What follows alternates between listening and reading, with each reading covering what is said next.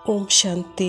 यह शब्द भी जब सुन रहे हैं और बोल रहे हैं,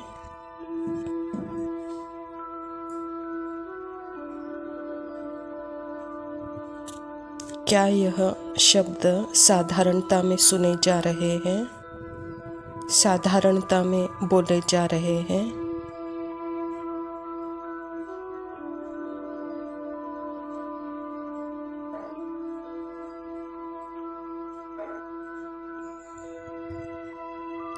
सुनने वाली तो आत्मा ही है, पर आत्मा अगर किसी संकीर्ण संकल्प के थ्रू सुन रही है, मैं बॉडी हूँ, मैं नाम रूप हूँ,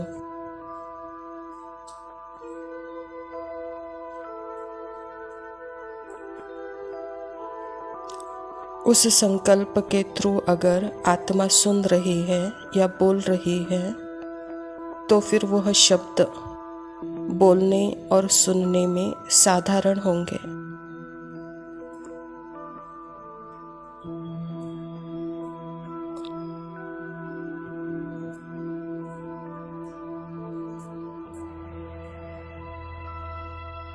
इसलिए साधारणता को समझने के लिए दो चीज़ें बहुत ज़रूरी है समझना।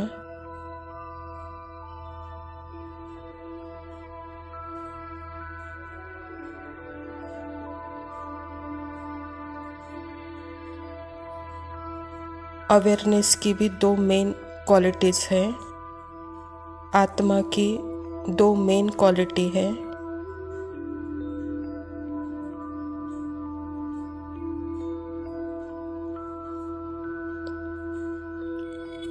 आत्मा तो एक एवर प्रेजेंट अर्थात निरंतर और सदा है, और दूसरी क्वालिटी है कि आत्मा कंप्लीट मतलब अनलिमिटेड, हद और बेहद से परे है।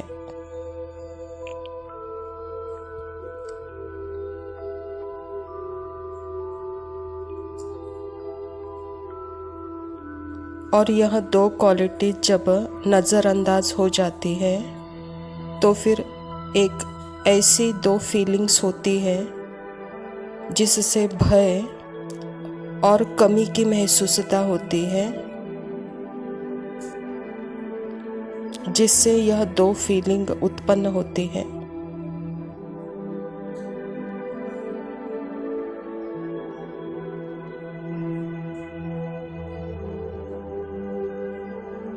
अपनी दो मेन क्वालिटीज़ को नज़रअंदाज करने से भय और सेंस ऑफ लैक अर्थात कमी की महसूसता की फीलिंग उत्पन्न होती है।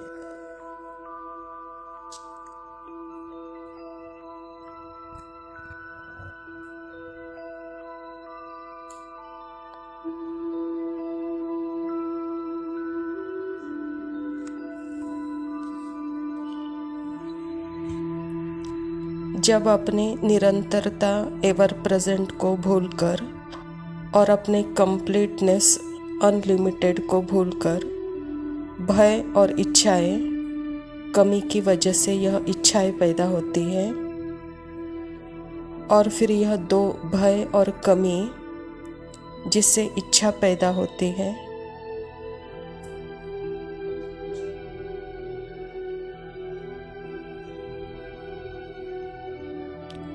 उससे जैसे कि एक सेपरेट आइडेंटिटी बनती है मन के अंदर।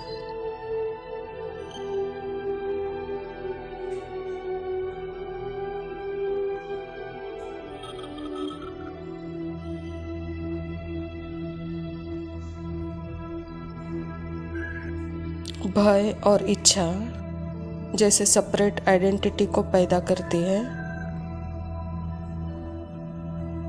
सेपरेट आइडेंटिटी भयभीत नहीं है, ना ही इच्छा रखती है, पर भय और इच्छाएं सेपरेट आइडेंटिटी को पैदा करती है।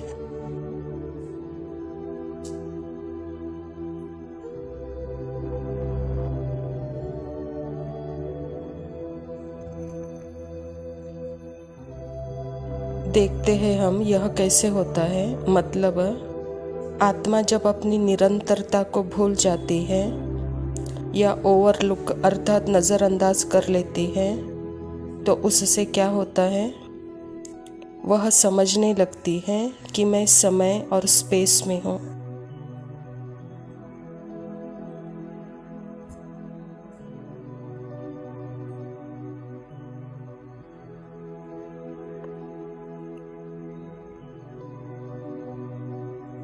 जब अपने आप को भूल जाती है तो सोचती है मैं एवर प्रेजेंट नहीं हूँ, प्रकट और गायब होती हूँ।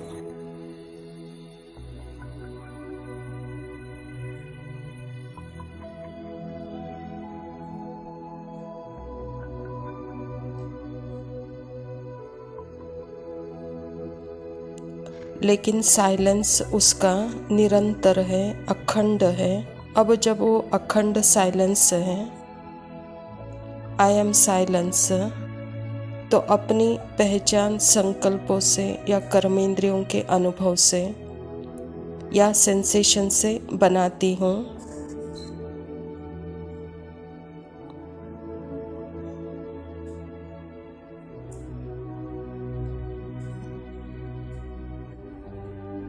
जो कि संकल्प का आदि और अंत है। तो जब आयाम मिक्स हो जाता है संकल्प से, मैं संकल्प हूँ, तो फिर उसको लगता है कि संकल्प का आदि भी मैं हूँ और संकल्प का अंत भी मैं हूँ।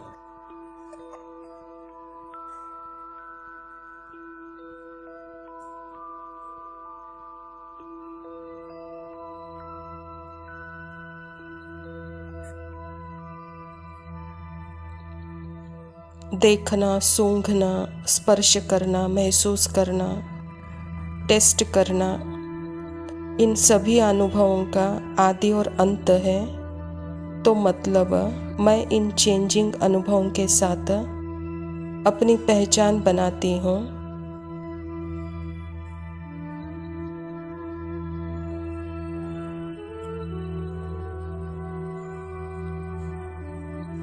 जो टाइमलेस, स्पेसलेस, फीलिंगलेस बीइंग, अखंड, अचल, अडोल बीइंग, अपीयरेंस, दिखावे में प्रतीत होती है।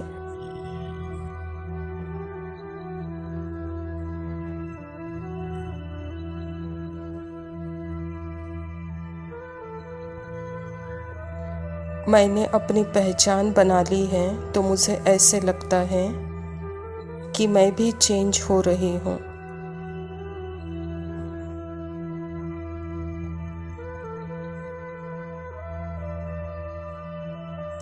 अगर अपनी निरंतरता को अनुभव करना है तो उसके लिए बीइंग को अपने स्टिल और साइलेंट एवर प्रेजेंट सत्य को भी जानना होगा और मोमेंट्स को भी जानना होगा।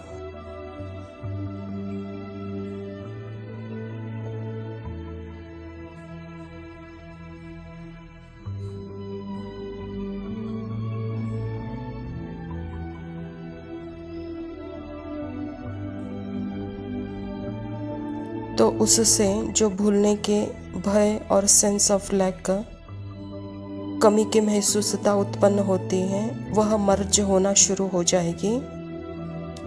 Specially fear of the death, मृत्यु का भय खत्म होगा।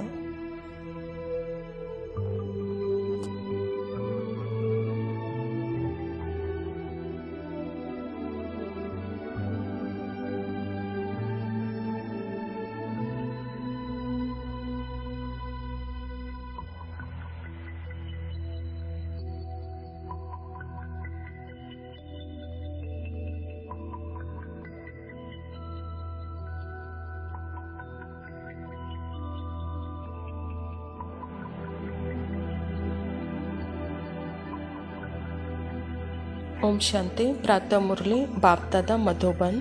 मीठे बच्चे, तुम्हारी एम ऑब्जेक्ट है वंडरफुल, रंग बिरंगी दुनिया, स्वर्ग का मालिक बनना। तो सदा इसी खुशी में हर्षित रहो, मुरझाया हुआ नहीं।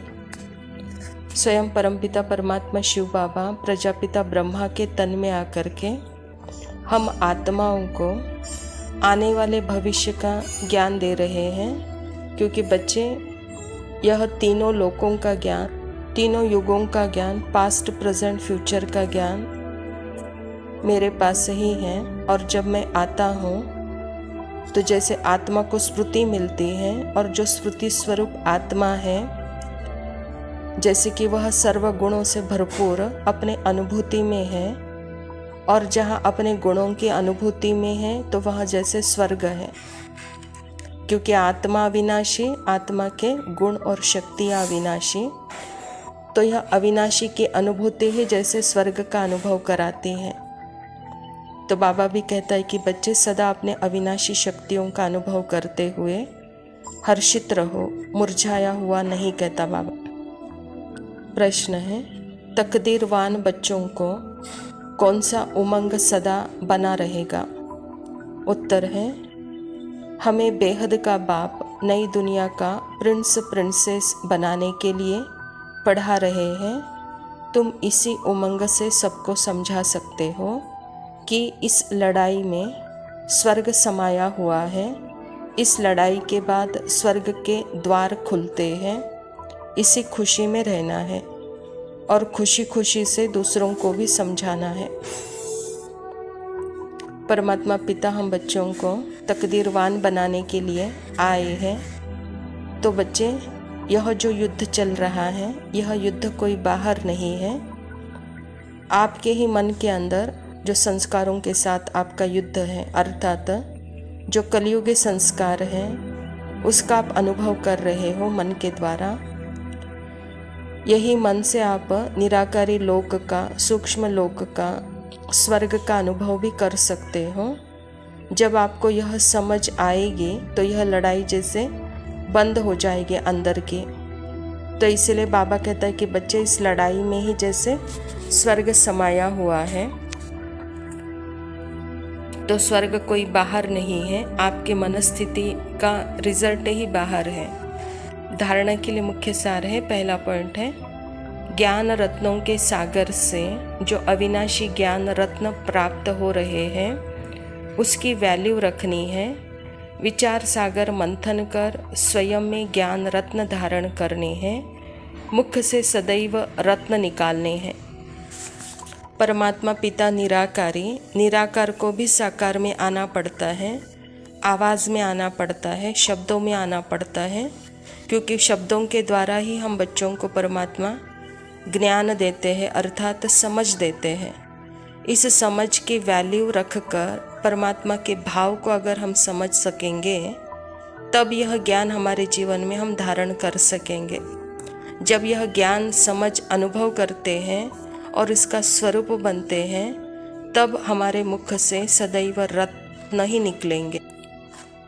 दूसरा पॉइंट है, याद की यात्रा में रहकर वाणी को जोहरदार बनाना है। याद से ही आत्मा कंचन बनेगी, इसीलिए याद में रहने का अक्ल सीखना है। याद अर्थात ही जो शरीर दिख रहा है वह मैं नहीं हूँ, जो मन में जो भी संकल्प विकल्प चल रहे हैं वह स्क्रिप्ट है, और मैं साइलेंस एवर प्रेजेंट आत्मा जो कि सदा स्थिर हूँ, निरंतर हूँ, मेरे से यह है।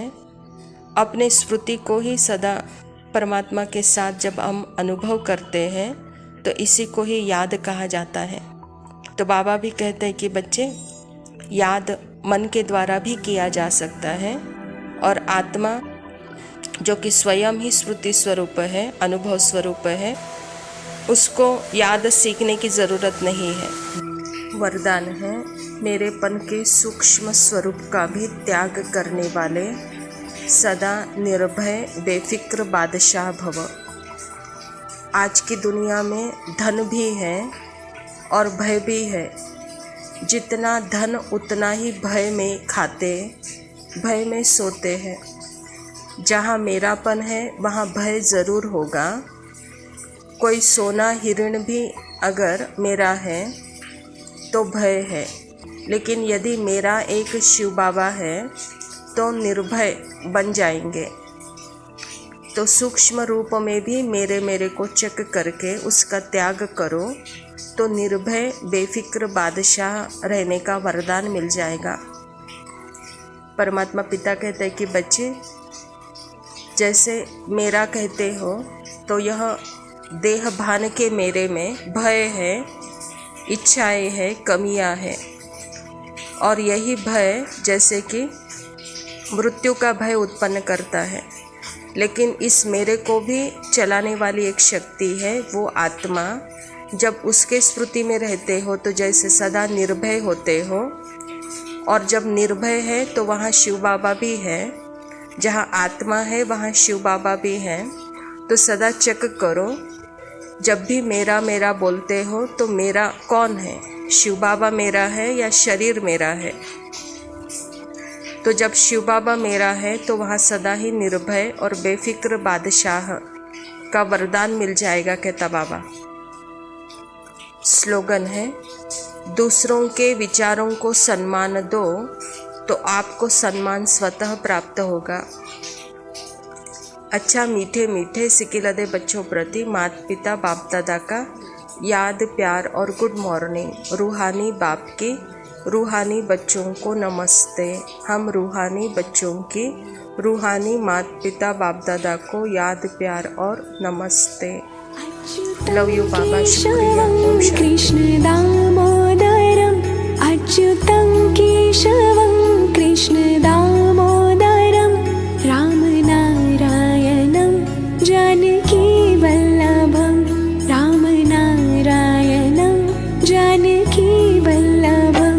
कौन कहते हैं भगवान आते नहीं, कौन कहते हैं भगवान आते नहीं, तुम मीरा की जैसे बुलाते नहीं, तुम मीरा के जैसे बुलाते नहीं।